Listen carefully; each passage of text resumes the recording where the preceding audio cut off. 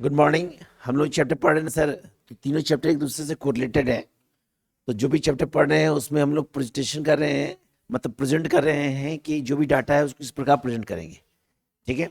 तो अगला में जब प्रेजेंटेशन करेंगे तो किस बेसिस पे? ग्राफिकल बेसिस पे। किस बेसिस पे?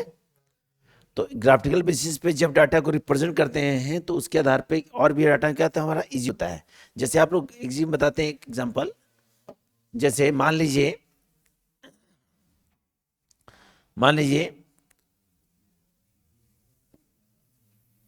ठीक है। ठीक है।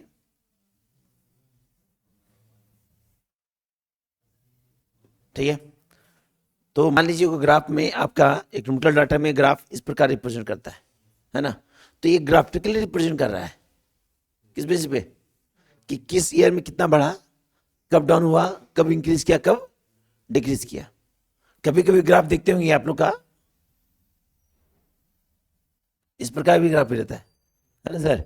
ये भी रिप्रेजेंट करता है कि कब हमारा इंक्रीज और डिक्रीज कर रहा है। ठीक है।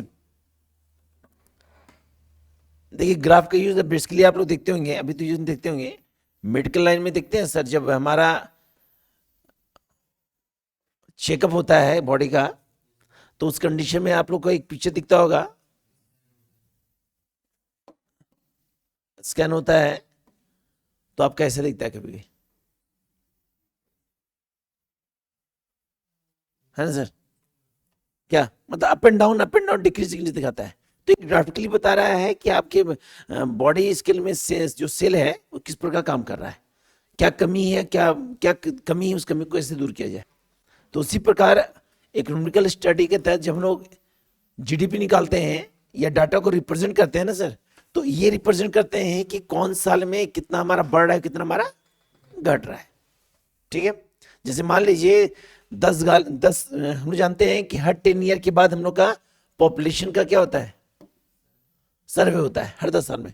तो हर 10 साल में कितना हमारा इंक्रीज कर रहा है, कितना डिक्रीज कर रहा है, उसको किस बेस पे दिखाएंगे? ग्राफिकली बेस पे। किस बेस पे? कि 2006 में कितना बढ़ा, 7 में कितना घटा, 8 में कितना बढ़ा, 9 में कितना बढ़ा। तो ये आपका ग्राफ बताएगा कि आप किस कंडीशन में कितना बढ़ रहा और घट रहा है। तो उसको उससे क्या होता है ना सर, उससे हमारा रिजल्ट जो होता है वो निकालने में आसानी होता है, या डाटा को मेजरमेंट करने में भी क्या होता है, आसानी होता है। तो उसके तहत कुछ मेथड्स पढ़ना है और कुछ क्वेश्चंस पढ़ना है।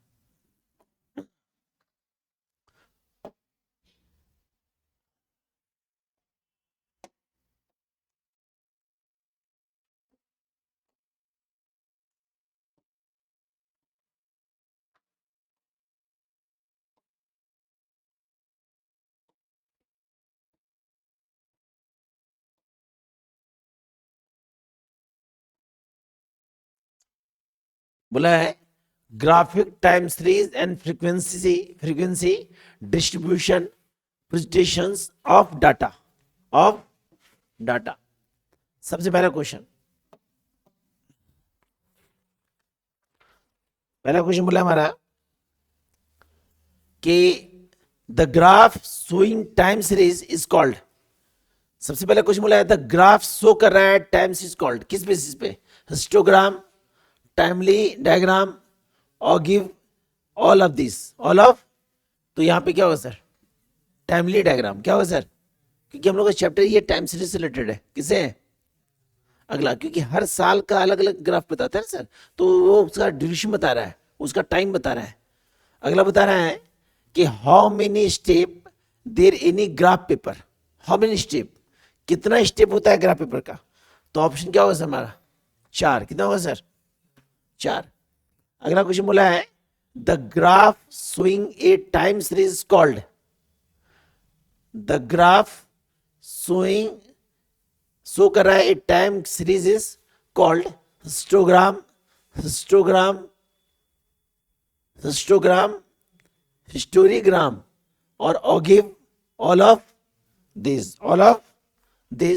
कौन होगा सर? हिस्टोरीग्राम। क्या होगा सर? अगला क्वेश्चन बोला है कि graph of frequency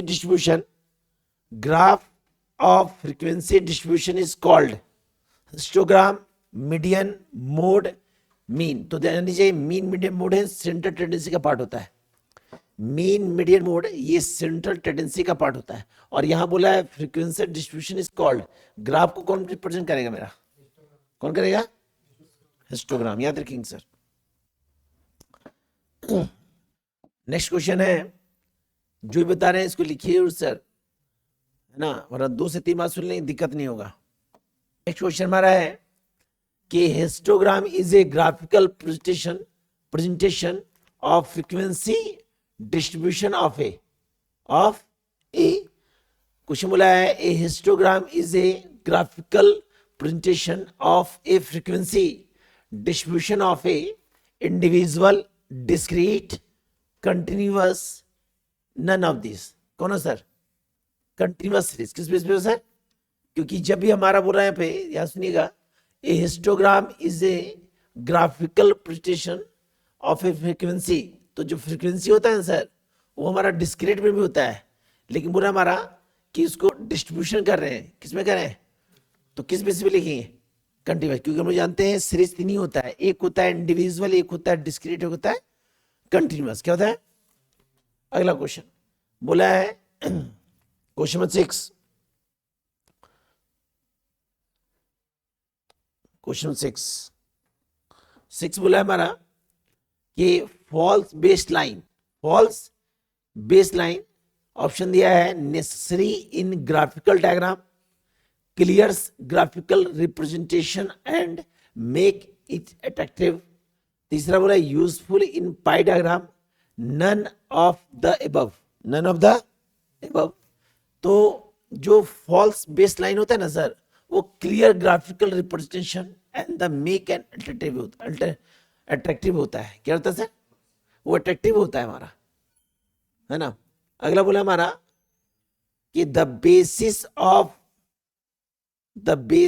of location of mode is, the basis of location of mode is किस बेस पे होता है, histogram, ogive curve, polygram, none of the above. तो कौन होता है सर, हिस्टोग्राम। देखिए हम लोग बहुत सारा क्वेश्चंस का आंसर क्या था, हिस्टोग्राम, ठीक है, तो याद रखिए sir. The basic of location is mode of, कौन है सर, हिस्टोग्राम। अगर क्वेश्चन पूछेगा the basis of location of mean, तो भी क्या होगा। अगर प्रश्न होगा the basis of location of median, तो भी क्या होगा, हिस्टोग्राम। क्योंकि सेंटर टेंडेंसी के तहत जो टॉपिक होता है ना सर, उसके लोकेशन रिप्रेजेंट कौन करता है, हिस्टोग्राम। मीन मीडियन मोड तीनों को रिप्रेजेंट कौन करता है, हिस्टोग्राम, याद रखेंगे सर। अगला question, which of the following can not be calculated by graph. बोला ग्राफ द्वारा निम्न में से किसकी गणना नहीं हो पाती है। Which of the following can not be calculated by graph, arithmetic mean, median mode, all the above, तो कौन होगा सर, अर्थमेटिक मीन। मीडियन और मोड का ग्राफ होता है सर, लेकिन मीन का ग्राफ नहीं होता है। नेक्स्ट क्वेश्चन देखिए, याद करने का बेसिक ट्रिक है लिखना। यदि आप इसको देख के नोट करेंगे या सुन लेंगे 2 से 3 बार तो दिक्कत नहीं होगा। क्वेश्चन 9 बोला है with the use of false baseline which unsuitability does not uses। बोला है कृत्रिम आधार रेखा के प्रयोग में कौन सी असुविधाएं दूर नहीं होती है।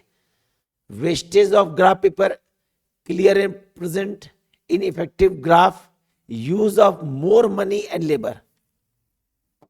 ऑप्शन क्या होगा sir, use of more money and labour. अगला क्वेश्चन बोला हमारा ग्राफ आर मेड बिंदु रेख बनाए जाते हैं। 1 normal paper, 1 coloured paper, 1 graph paper, all of तो क्या होगा सर, 1 ग्राफ, क्योंकि ग्राफ जो होता है एक ही ग्राफ पेपर बनता है हमारा, पता है आपको। नेक्स्ट क्वेश्चन बोला है ओगिव, हिंदी में लिखा है ओजाइव, है ना। Curve is also called as, किसके कॉल्ड में है, बोला है cumulative frequency curve, compound bar diagram, frequency rectangle diagram, frequency polygram, frequency polygram. तो इसका ऑप्शन होगा मेरा, बोला है हमारा ogive curve is also called as, आप लोग पढ़े हैं सर, एक होता है CF, क्या होता है सर, जिसको बोलते हैं कॉम्युलेटिव फ्रीक्वेंसी, क्या बोलते हैं सर, ये हमेशा इंक्रीजिंग ऑर्डर में होता है, क्या होता है सर, तो ऑप्शन क्या होगा सर, ए। अगला क्वेश्चन बोला है हमारा, with the help of ogive will we can find out, with the help of ogive we can find out, बोला एक उजाई वक्र की सहायता से हम ज्ञात कर पाते हैं mean, mode, median, none of this, none of this, तो ऑप्शन क्या होगा सर, मीडियन, क्या होगा सर, मीडियन। तो क्वेश्चन में 12 क्वेश्चन है, हर चैप्टर में एक यूनिट बांटा गया है कि कितना इंपॉर्टेंट क्वेश्चन होना चाहिए, तो इसमें टोटल 12 ऑब्जेक्टिव क्वेश्चन इंपॉर्टेंट है, कितना सर, इसको नोट डाउन कर लीजिएगा और देखिएगा सर, बार बार कहते हैं देखिएगा और सब्सक्राइब भी जरूर कीजिएगा सर, ओके सर। बाकी नेक्स्ट चैप्टर बता रहे हैं आपको।